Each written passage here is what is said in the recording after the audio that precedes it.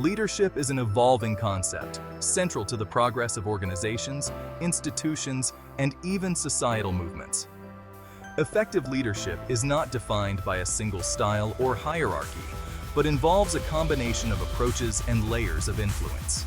This video explores leadership through two critical perspectives: leadership styles, which reflect the methods and approaches leaders use to influence their teams, and leadership levels, which demonstrate the progression from positional authority to legacy-based leadership. Through illustrative stories and real-world examples, we highlight the importance of adaptability in leadership and its varying impact across different contexts. Leadership styles are diverse, each suited to different situations, goals, and organizational cultures. No single style is universally the best, and effective leaders often adapt their approach based on circumstances and the people they are leading. Some of the most prominent leadership styles include autocratic, democratic, transformational, and servant leadership. Understanding each of these styles allows for greater flexibility and effectiveness as a leader. Autocratic leaders centralize authority and make decisions with little to no input from others. This style can be highly effective when quick decision-making is necessary, or when the team lacks the experience to contribute to strategic choices. However, over-reliance on this style can create an atmosphere of dependence and stifle creativity. When Steve Jobs returned to Apple in 1997, the company was on the brink of collapse. Jobs quickly took control, streamlined decision-making processes, and cut down on underperforming products. His autocratic approach during this period allowed Apple to refocus on innovation. Though at times criticized for being overly controlling, Jobs' decisive actions played a pivotal role in turning Apple into one of the most successful companies in the world. The autocratic leadership style has the following strengths. It gives clarity, efficiency, and control over decision-making, especially in high-pressure or crisis situations. The autocratic leadership style has the following weaknesses. It can lead to disengagement among team members and a lack of creativity if not balanced with collaboration. Steve Jobs said, "My job is not to be easy on people. My job is to make them better." Democratic leadership, also known as participative leadership, emphasizes collaboration. Leaders using this style encourage input from their team and aim for consensus before making decisions. It is particularly effective in environments where innovation is crucial and where employees value autonomy. After Satya Nadella became CEO of Microsoft, one of his first initiatives was to foster a more collaborative and open company culture. Under his leadership, Microsoft shifted from a traditional software company to a cloud and AI-focused enterprise. Nadella's democratic approach, where team members were encouraged to voice their opinions and collaborate across departments, led to Microsoft's revitalization. This openness was crucial in transforming a stagnating giant into a company at the forefront of technological innovation. The democratic leadership style has the following strengths. It encourages creativity, promotes employee engagement, and improves job satisfaction. The democratic leadership style has the following weaknesses. It is slower decision-making and potential for indecisiveness in time-sensitive situations. Satya Nadella said, "Leaders must create an environment where people can be their best selves."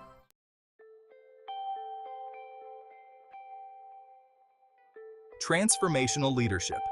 Transformational leaders inspire and motivate their teams by creating a shared vision of the future.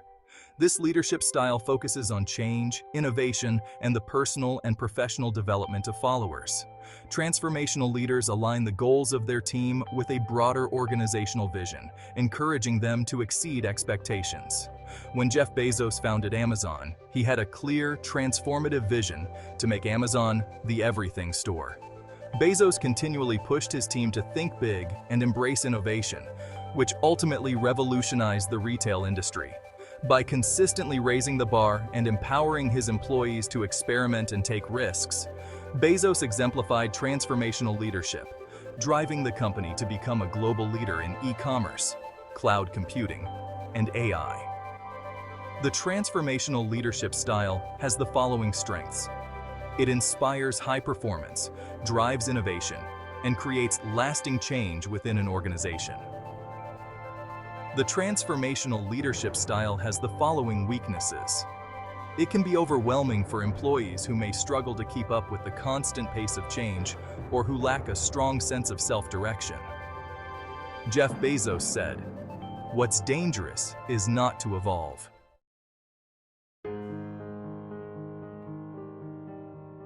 Servant leadership. Servant leaders prioritize the well-being and growth of their employees. This leadership style fosters a sense of community, trust, and collaboration by focusing on the needs of others.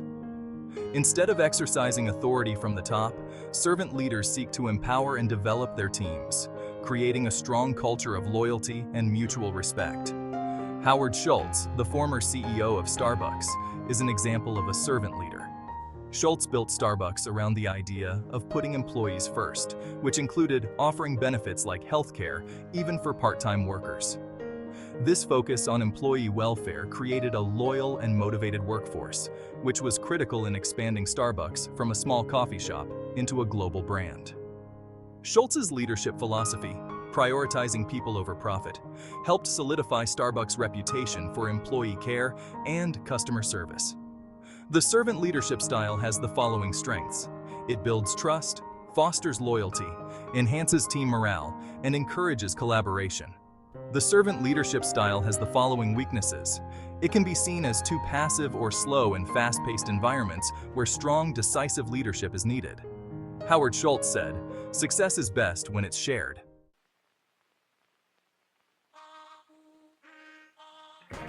Levels of leadership.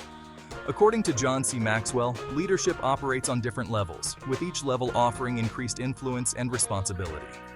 Leaders who understand and navigate these levels effectively can inspire greater followership and impact.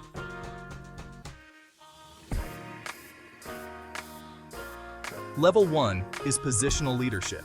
The foundational level of leadership, position-based leadership, is where individuals follow their leaders because they have to, not because they necessarily want to. Authority is granted by the position or title one holds. While this level is often the starting point for leaders, staying at this level limits true influence.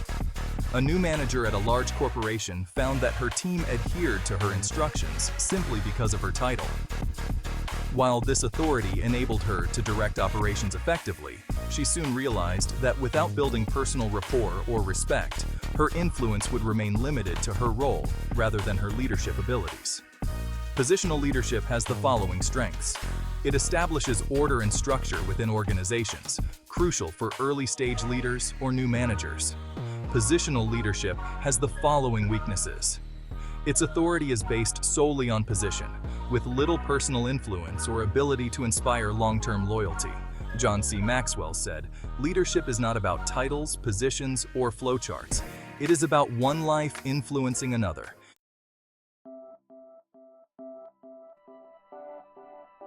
Level 2 is permission leadership. At this level, leadership is built on relationships.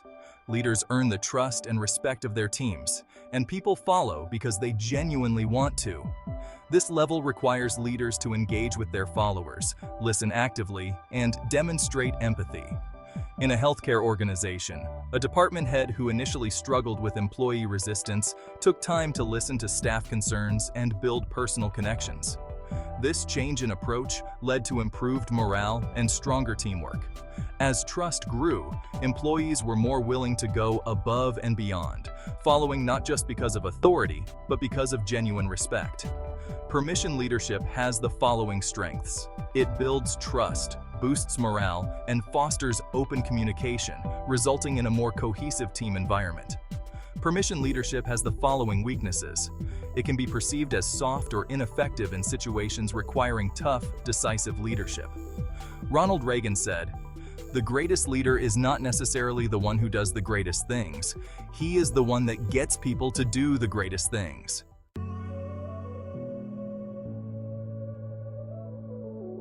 Level 3 is production leadership. At this level, leaders are followed because they deliver results. Their actions positively affect the organization, and people follow them because they see tangible success. Leaders here demonstrate competence and the ability to create positive change within the organization. When Anne Mulcahy took over as CEO of Xerox, the company was in dire straits. By focusing on improving productivity, streamlining operations, and fostering innovation, she turned the company around. Employees rallied behind her because of her results-oriented leadership, which brought Xerox back to profitability. Production leadership has the following strengths. Its results build credibility and momentum, fostering confidence in the leader's vision and strategies. Production leadership has the following weaknesses.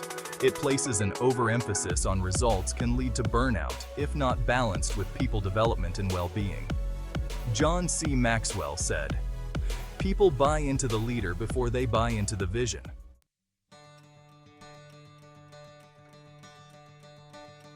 Level 4 is People Development Leadership. At this level, leadership shifts from personal success to developing others. Leaders become mentors and coaches, investing in their followers' growth and potential. Success at this level is measured by the number of leaders the individual helps develop. Mary Barra, CEO of General Motors, is known for fostering leadership development within GM. She is deeply committed to mentoring her team and ensuring the next generation of leaders is equipped to succeed. Her people-focused leadership has helped GM navigate crises and adapt to changing industry landscapes.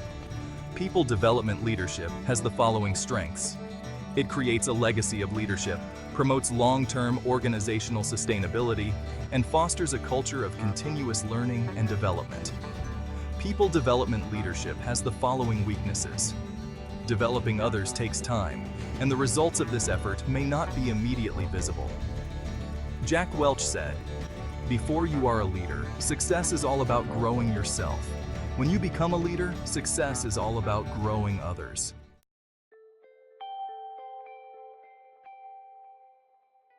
Level 5 is Pinnacle Leadership. The pinnacle of leadership is reached when a leader has built a legacy that extends beyond their direct influence. At this level, leaders develop other leaders and leave an enduring impact on their organizations. People follow because of who the leader is and what they represent.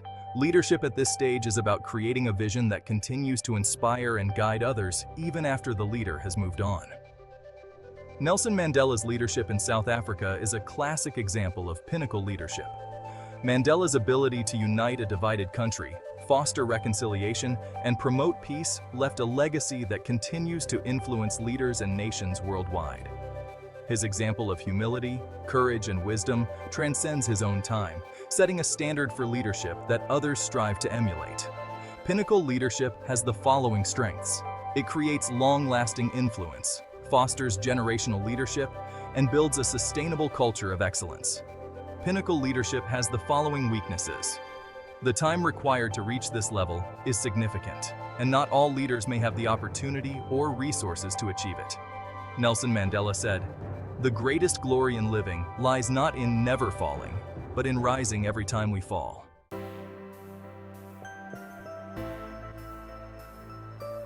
In conclusion, leadership is a dynamic process that involves both adaptability and progression through different styles and levels. Whether it's an autocratic decision made in a time of crisis, a transformational vision that reshapes an industry, or the careful development of future leaders, effective leadership can take many forms. By understanding the various styles and levels of leadership, organizations can cultivate leaders who not only drive results, but also create lasting, positive change. True leadership is about more than holding a title. It's about influencing, empowering, and leaving a legacy that inspires future generations. As John C. Maxwell said, leadership is not about titles, positions, or flowcharts. It is about one life influencing another.